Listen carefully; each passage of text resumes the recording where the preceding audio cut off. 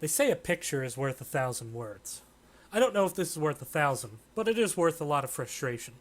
What you're seeing is one of the droids tasked with repairing a console that, if not repaired, causes the ship to careen out of orbit, killing untold people on the surface below, as well as everyone on board.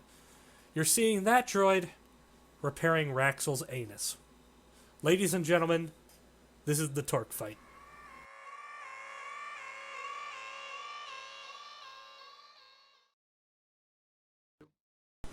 Hey guys, DB Smiley here. We're talking hard mode Torque, third boss in Ravagers. This fight is a dramatic step up in difficulty for story mode. I think it's the easiest story mode fight, given that you don't even have to respect the mechanics if you have even decent DPS. In hard mode, however, that is no longer a luxury you can afford. So we bring one melee DPS to this fight. You can do more, and there's some advantages to that, but I'll get to that if I have time. The big thing here is you want to make sure the tanks and melee DPS have predetermined locations that they want to move the boss to. This fight is going to be all about handling adds while still keeping DPS high on the boss. You see that dangerous fire device down in front?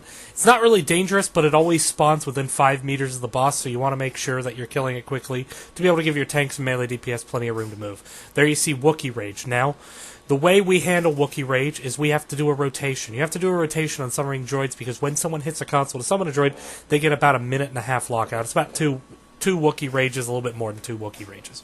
So what we do is we have our 3 ranged DPS cycle through, and we have our healers set up as backup. Which now you may be asking, why is this video from Shadow Drunk? When Why So Smiley, which is DB Smiley's usual tune of late, isn't the perspective. The reason is the bug I showed you at the beginning of the video.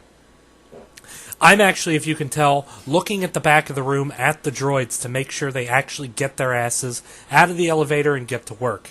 If they don't, I need to go in and spawn a droid. That's why we take healers out of the rotation. That way healers can serve as backup. We don't have to worry about catching up to the back end of the rotation too quickly. Now, what you saw after the first Wookie Rage, and you'll see here in a second, was Anti-Tamper Devices. These are turrets that spawn on the consoles. You're going to get 8 turrets, 2 on each console. Each one does a very small amount of damage at first, but if they go unkilled, they begin to do a very large amount of damage quickly. You can see them coming up here. What we do is we first move the boss over to the left side. We always try to break a console on the right. Then we repair while we move. We repair on the right while we move the boss over to the left. We go AOE Happy Fun Time on the left. Kill those anti-tamper devices. Once they're dead, we bring the boss over to the right and we kill those anti-tamper devices. You want to make sure, of course, to not bring the boss anywhere near the droid because AoEs can kill the repair droid. And if you kill the repair droid, bad things happen. If bad things happen, you die. In the interest of not dying, one thing tanks need to be aware of is getting out of fire, unless you bring a jug tank. Now, we don't really do it in this fight, but let me tell you just from experience of clearing it again tonight. A jug tank makes all the difference in the world in this fight. A jug tank can stand in the fire vents and saber reflect. Despite their appearance, the fire vents are in fact not environmental. They come from torque. So if a jug saber reflects and stands inside the fire vent, it reflects stupid amounts of damage back at torque. And when I say stupid, I mean our jug tank finished 4th in DPS when we cleared it tonight. We had 4 DPS and he beat one of them.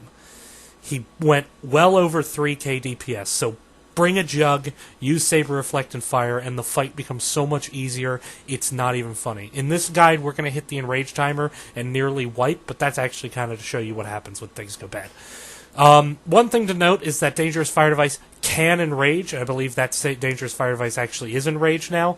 When a Dangerous Fire Device is enraged, a tank running through it, even running defenses, will die.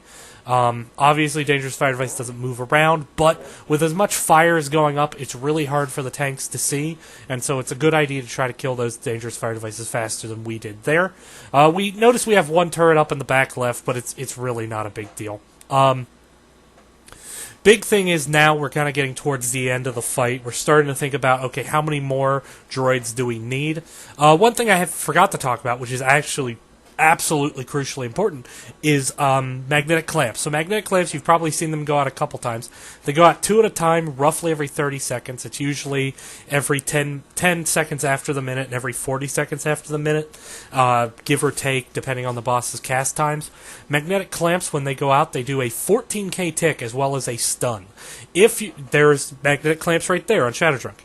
We have a cleanse order for the healers, so each healer has a separate opposite cleanse order. I go up and around from Punk and Drublick up to Shadow Drunk, over to Gish, down to Young. Piet does the exact opposite, Young to Gish to Shadow to Punk.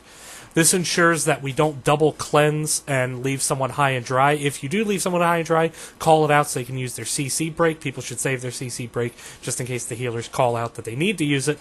It does 14k per GCD, so you really got to cleanse that. It's horrible if you don't. People die super quick. Now we're in the burn phase. We're actually going to hit the enrage timer here. This is because we weren't using the Saber Reflect trick, and we were a touch slow on DPS, but the DPS requirement of this fight is extremely high. At this point, we really need to be killing the turrets a little bit better. There's a lot of damage going out right now. We're just trying to burn the boss. Boss is going to enrage here in a few seconds, and then people are just going to start getting one shot left and right. So I'm going to do something kind of amusing. As a Sork healer, once the enrage timer hits, I'm going to dot up the boss and Sork barrier, because my heals really aren't going to do any good at that point anyway. But very high DPS requirement. You're going to need several people in excess of 4k DPS if you don't have a Jug Tank DPS. If you have a Jug Tank using Saber Reflect, the DPS requirement is so much lower. I highly recommend it. Best of luck killing this fight. Take care, guys. Thanks for watching.